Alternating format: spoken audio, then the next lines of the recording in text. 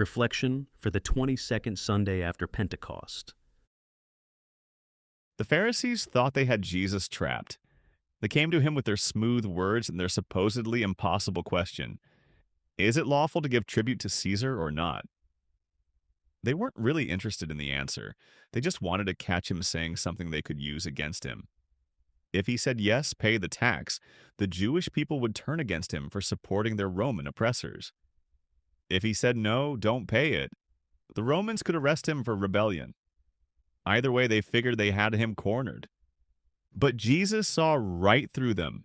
He called them out immediately. "Why do you tempt me, you hypocrites?" Then he asked for a coin and posed his own question: whose image and inscription is this?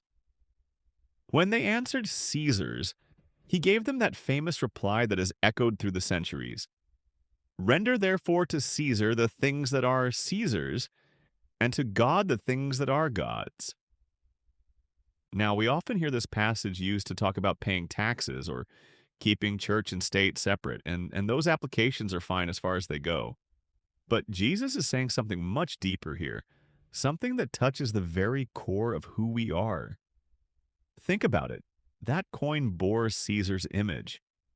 It was stamped with his face, marked as belonging to him. So Jesus said, fine, give it back to him. But then comes the second part, the part we can't ignore. Give to God what belongs to God. And what bears God's image? We do. Right there in the first chapter of Genesis, we're told that God made man in his own image and likeness. We are the coins stamped with God's face, so to speak.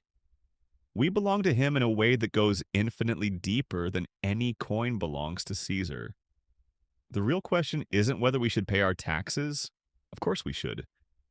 The real question is whether we're giving God what's rightfully his, which is nothing less than ourselves, our whole lives, everything we are and have.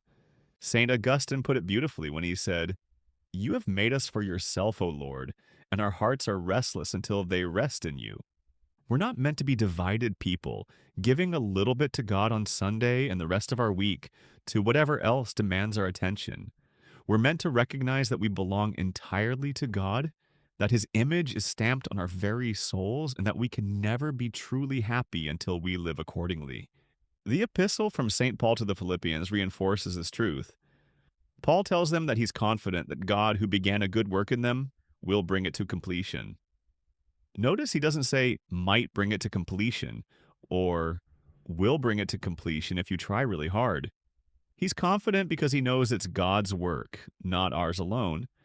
But he also prays that their charity may abound more and more in knowledge and understanding, that they may be filled with the fruit of justice. God does the work, yes, but we have to cooperate. We have to let him finish what he started. That's where the challenge comes in.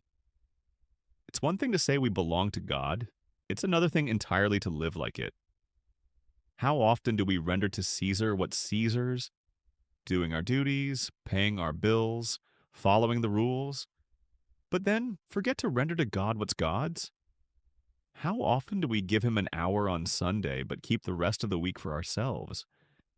How often do we let fear or peer pressure or convenience determine our choices instead of asking what God wants from us? The introit sets the right tone for approaching these questions. If thou shalt observe iniquities, O Lord, Lord, who shall endure it?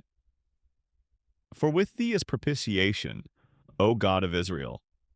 We start by admitting we're sinners. We acknowledge that if God kept a strict account of our failures, none of us would stand a chance.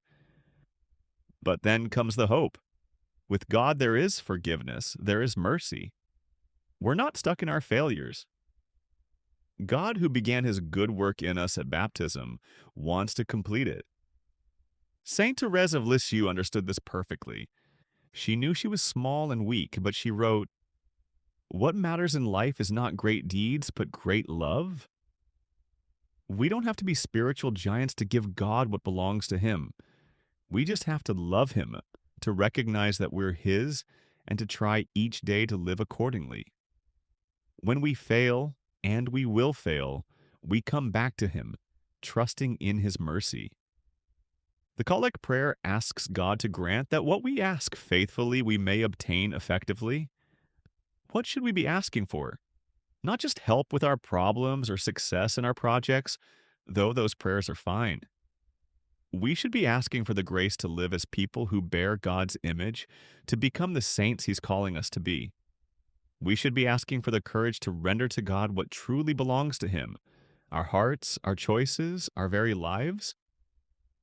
This is the challenge Jesus puts before us in today's gospel. The Pharisees wanted to trap him with a political question, but he turned it into a question about ultimate loyalty. Who do we really belong to? Whose image do we bear? Caesar's authority is real but limited and temporary. God's authority is absolute and eternal. We owe civil authorities their due respect and obedience, but we owe God everything. May we have the wisdom to know the difference and the courage to give each what they're due, remembering always that we ourselves, stamped with the divine image, belong first and last to God alone.